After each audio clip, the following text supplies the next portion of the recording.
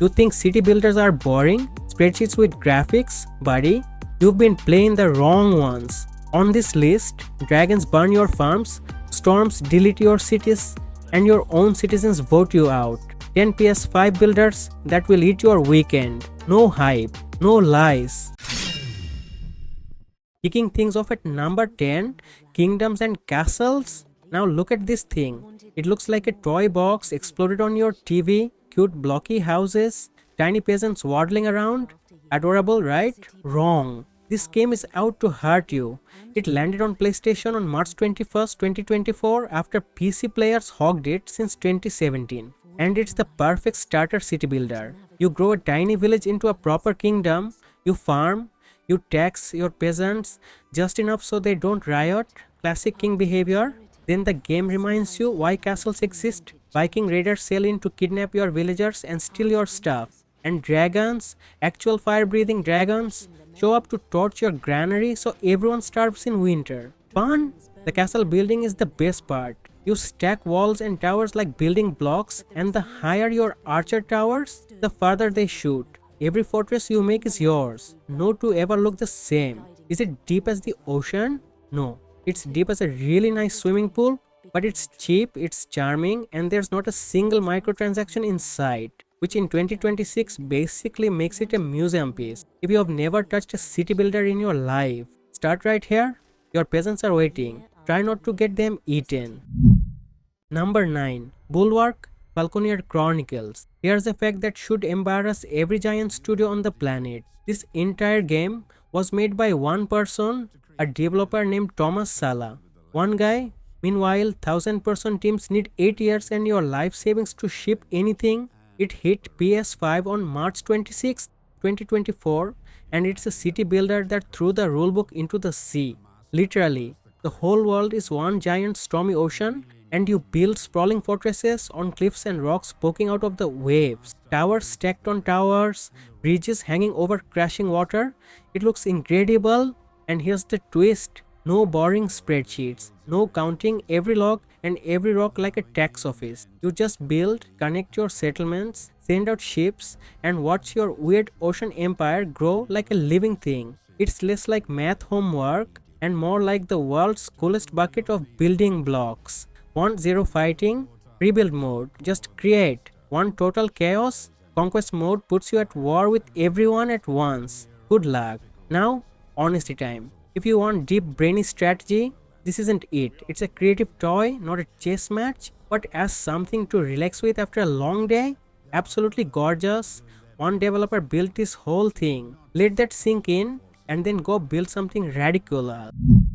Number 8. Sengoku Dynasty. Every game set in old Japan makes you a legendary samurai slicing through armies. This one makes you a broke, shipwrecked peasant. And weirdly, that's the fun part. It landed on PS5 on August 21st, 2025 with everything from the PC version packed in. And it's a mashup of city builder, survival game, and life sim. You wash up in a beautiful valley wrecked by war and famine with absolutely nothing. You chop wood, you hunt, you build one sad little hut, then a village, then multiple villages with farms and forges and taverns full of people who depend on you.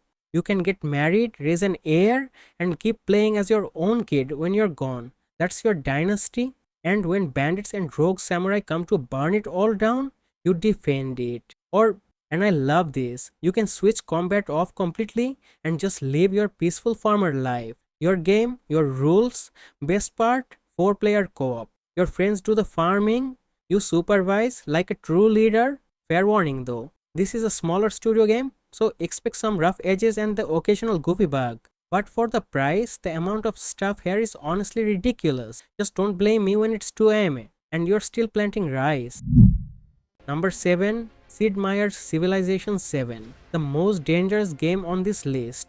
Not because it's scary, because it eats time. You sit down at 9 PM, you whisper, one more turn, and suddenly birds are chirping and it's tomorrow. It launched on PS5 on February 11th, 2025, same day as PC. And the controller setup is shockingly good. You start with one tiny settlement in the Stone Age and guide your empire through 3 huge ages of history all the way to the modern world. build wonders, research technology, make friends with other empires, then betray them spectacularly. The wild new idea? Your civilization changes as you move through the ages, and leaders aren't glued to their nations anymore. You can mix and match history like a lunatic. Now, no hype, no lies. The launch was messy, confusing menus, missing features, and longtime fans were absolutely furious. But the developers kept patching, kept updating, and today's version is a completely different beast. A genuinely great strategy game, which proves my favorite rule. Never buy a game on day one. Let the studio finish it, then swoop in later like a genius. If you want a game where your brain does the fighting instead of your thumbs, this is the king. Just set an alarm, I am deadly serious. Number 6. Laysara, Summit Kingdom. And finally, someone had a new idea. Every city builder hands you the same thing. A big flat, safe piece of land, comfy, predictable, boring. Laysara looks at all that and says, nope, build your city on the side of a massive mountain instead. It just hit PS5 on February 27, 2026, fresh out of early access, making it the newest game on this entire list. Your people got kicked out of the lowlands, so now you're building whole towns up a freezing peak. Farms go in the green zones near the bottom. Mines go way up near the glacier, where it's cold enough to freeze your eyeballs solid. Hauling resources up and down that slope is the whole puzzle, and it will melt your brain in the best possible way. Oh, and one more thing, avalanches. Built in the wrong spot and a wall of snow deletes half your city like it was never there. Plant forests, build barriers, or watch hours of work go tumbling down the mountain. Here's the twist. There's no combat at all. No armies, no enemies. The mountain is the enemy. And honestly, it's scarier than most video game villains. It's clever, it's gorgeous, and it plays like nothing else on PlayStation. Respect? Number 5. Surviving Mars, Relaunched. Yes, it's a remaster, and yes, I can hear you groaning. Publishers love selling us the same game twice. But hold on, because this one actually earns it. The original Surviving Mars came out way back in 2018. This version landed on PS5 on November 10th, 2025, rebuilt with better graphics, a cleaner interface, and every single piece of DLC packed in. Terraforming, underground bases, rival colonies racing you for territory. All of it, the job, build humanity's first city on Mars, a planet actively trying to murder you, no oxygen, no water, dust storms, meteors. You build domes, manage little worker drones, and keep your colonists breathing, which is way harder than it sounds. One blackout, and things get real quiet, real fast. There's even a new political system where your Martians pass laws and can eventually declare independence from Earth. Your colony, your rebellion. Now, no hype, no lies. 2 warnings. 1. The publisher quietly removed the original game from stores, so this is now your only option. Sneaky. 2. The fancy Ultimate Edition charges you today for expansions that release later in 2026. Paying for stuff that doesn't exist yet? Never. Do that, grab the standard version, ignore the rest, and go make Mars regret meeting you. Number 4. The Wandering Village, the weirdest idea on this list, and maybe the most special. The world is covered in poisonous spores. The ground itself is deadly. So where do you build your village? On the back of a gigantic, gentle creature named Onbu, who just keeps walking. Your entire city rides a living animal across deserts, forests, and frozen wastelands. It's left early access and hit PS5 on July 17th, 2025, and it looks like a Studio Ghibli movie came to life.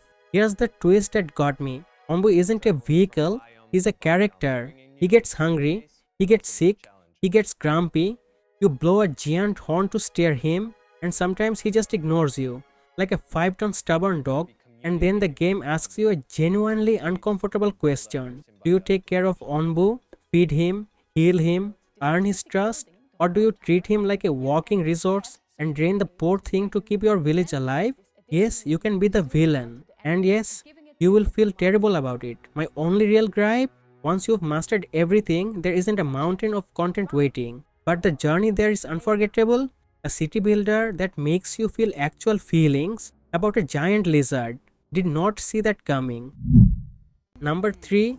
Anno 117, Pax Romana, Ubisoft, the company that ships the same open world game 14 times a year, finally remembered they own one of the greatest city builder series ever made. And they nailed it. It launched on PS5 on November 13th, 2025 and drops you into the Roman Empire in the year 117 as a governor running two wildly different provinces, sunny civilized Latium, all marble and grapes, and Albion, a cold muddy Celtic swamp where no sane Roman wants to be stationed. The magic here is the production chains. Wheat becomes flour, flour becomes bread.